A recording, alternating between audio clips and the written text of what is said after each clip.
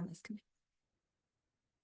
All right. Well, welcome to today's live training on Beat the Holiday Bloat.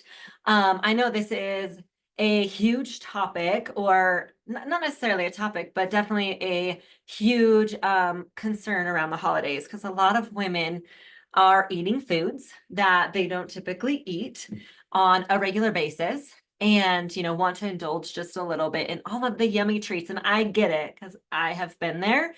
And I still do. I love the holidays. I love the treats. I love all of the things around the holidays. But today I definitely want to talk about how you can still enjoy the holidays while still prioritizing your health and your comfort ultimately, because nobody wants to feel uncomfortable and bloated constantly through the holidays. So I know for me, and let me know in the comments if you can relate to this. But before, I would always approach the holidays and be on some sort of a diet where I was restricting myself. And with that restriction led to overconsumption on these specific treats because ultimately I was cutting them out. I was saying, I can't have these foods. I can't have these foods. I was restricting the foods that I was eating. So then I can only restrict for so long. And then I would get to these gatherings and I'd be like, I can't have that. I can't have that. I can't have that. And then the moment I would allow myself, I would eat too much. And that would lead to the uncomfortness, the excessive bloating, the guilt. And it was just this mad cycle. And then I would be like, okay, well, now I screwed up. So what can I do? The next day, I would go right back into restriction, cutting out specific things or making sure I had to go work out in order to burn off all of these additional calories I had used or I had consumed. So I think the most important part is really getting out of that restrictive mindset. And so I talk a lot about flexible dieting and really using that as an approach. And I think it is huge. So first of all, let's talk a little bit about understanding why we do get that holiday bloat. And I shared a little bit of my personal experience with you guys. But ultimately it comes down to, you're overeating or you're having larger meals. So that can come with like Thanksgiving, going to all of these holiday parties, maybe Christmas dinner, Christmas Eve dinner, and then, waking up in the morning and having Christmas breakfast, all of these meals where you're just eating larger portions than you normally would. A lot of times our holiday foods are going to be higher in sodium and higher in sugar. And then inactivity as well. So a lot of times, let's talk about Thanksgiving. You eat this turkey, you eat this Thanksgiving meal, and a lot of people go sit on the couch and because they're so full, they just want to sit down and, just let their food process. So less activity. And then of course, stress and emotional eating can lead to bloat as well. A few other common triggers when it comes to bloat is carbonated drinks, such as your holiday cocktails. And I'll kind of get into, I have my own little tips and tricks on how to still enjoy some of these items, but without the guilt. So processed snacks, those are some common triggers of bloat. And then of course, lack of fiber and hydration. So those are some things as well that are going to cause that abnormal bloat during the holiday season. So what are some things that we can do to beat that bloat? So before, it ultimately comes down to planning ahead. So I have a few different strategies for you guys. So planning ahead, so we have, so we have Thanksgiving coming up in about a week and a half. So let's use Thanksgiving as our example. So making sure that you're staying hydrated throughout the day. Because as I already mentioned, we know a lot of the meals we're going to have are going to be higher in sodium and higher in sugar. So the importance of water and staying hydrated is going to help you eliminate some of those toxins from your body from having that excess sugar, excess sodium. And it also helps you when you're hydrated, and when you stay hydrated, it helps you determine your hunger cues. So you can determine between hunger and boredom, so it really helps with that. Before you approach your Thanksgiving feast, this is where you want to, there we go, make sure that you are having some sort of a pre-meal snack. So anytime that I am going to an event, I generally make sure that I'm having some sort of a protein rich snack before I head out, so that I know that I'm not going to, well, that just helps curb that overeating. But a lot of times when you're going to these parties, they are higher in sugar, they're higher in sodium, higher carb-based meals. So that helps me know I'm going to get my protein in as well. So during the meal, mindfulness. We like to use what we call the one plate rule. And, Shelly, I know you've been a part of the Fit Life for a while, so you, I believe, know what the one plate rule is. So the one plate rule is my favorite way to approach the holidays. And there's multiple ways that you can approach the holidays. But with the one plate rule, this gives you the opportunity to indulge a little bit, have a little bit of every single thing that you're craving or is at Thanksgiving, and makes you feel like you are, just a part of the celebration, instead of feeling like you can't have specific foods. Oops, why is that not working?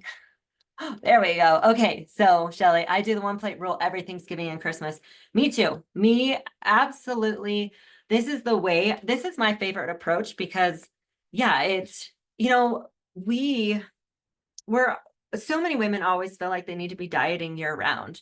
And so when they approach the holidays, they feel like they have to deprive themselves. But if we can stick to that one plate rule and eat the foods that we love, it helps us also feel like we're not missing out, and we're able to just have a little bit of everything. So, again, when it comes to that mindfulness during the actual meal, I think it's important to be present and just think about the company that you have around you during these festivities. Slow down, really savor the moment, savor the food that you're eating, that you're indulging in, and balance, like still focus on having some protein and fiber and healthy fats on your meal, because that's going to help make sure you stabilize that blood sugar and not have those massive spikes, which will then lead to, that lethargic feeling, not wanting to do anything.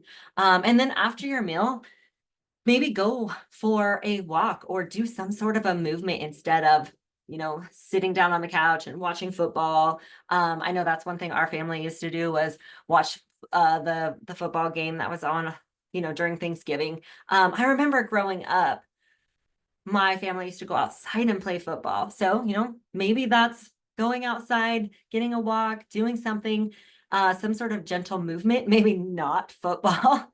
I just remember our family would go play football after or on Thanksgiving, maybe not after the meal, but on Thanksgiving. That was one fun thing that we used to do.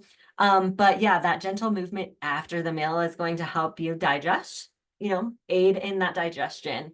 And something else that can really help is after the meal, sipping on peppermint tea. So that right there is going to help aid in digestion as well. Or maybe warm water with lemon also supports that digestive system.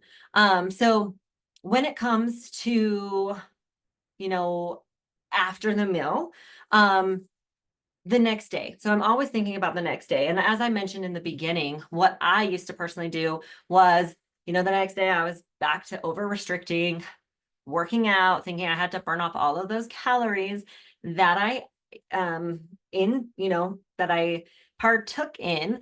And that that led me down that cycle again of, restriction, overtraining, and then that restriction led to me overeating, or eating way too much. So it helps kind of break through that vicious cycle.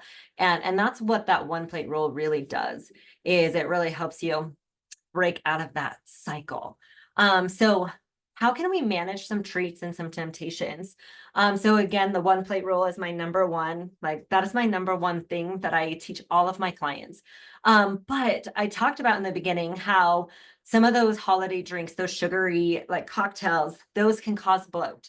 And one thing that I like to do, because I love a yummy let's see what like last year I made these cranberry Moscow mules, and they were absolutely delicious. However, higher in sugar.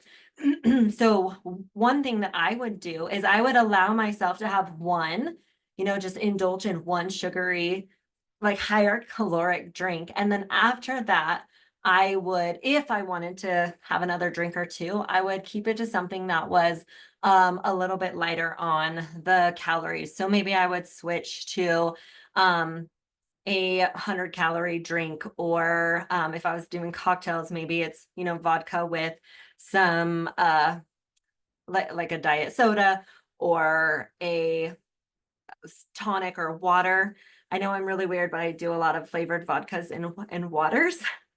But that way it's less calories, right? So I'm enjoying in one cocktail, and then I switch to something that's a little bit less in terms of calories.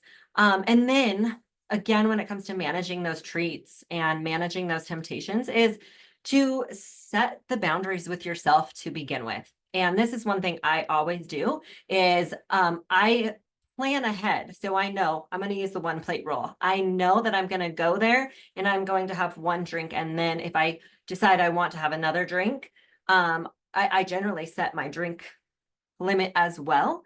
Because I know for me personally, once I have 2, 3, 4 drinks, then my inhibitions go out the window and I don't care what I eat. So I want to make sure that I am still in control.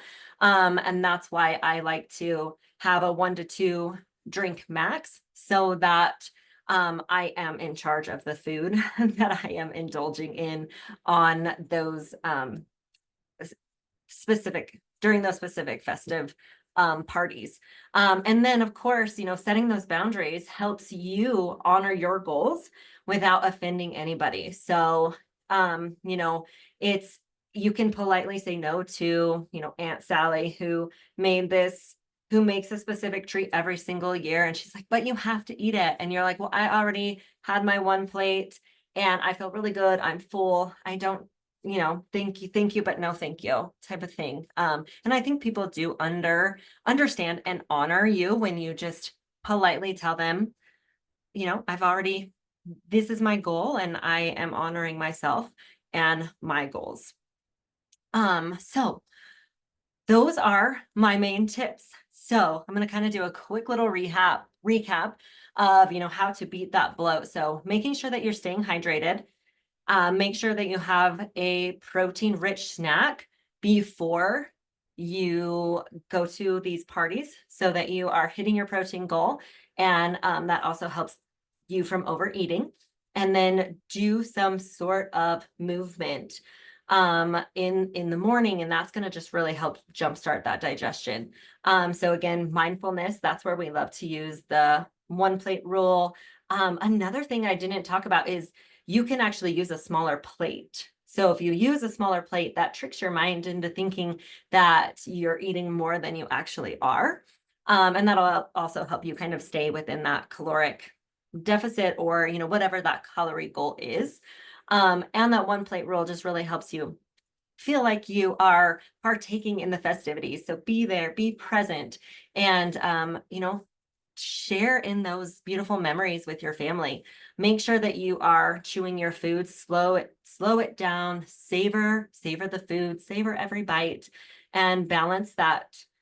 Make sure you're eating a protein with your meal. So protein, fiber, and healthy fat, that's going to help stabilize those blood sugars. And then some sort of movement afterwards.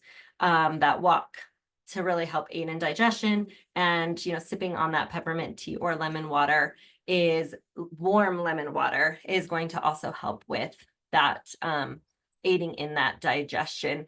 And then for me, again, planning ahead. So plan ahead, make sure that you're prioritizing protein and set those limits. So, set those guidelines or those boundaries for you personally before you even go to an event.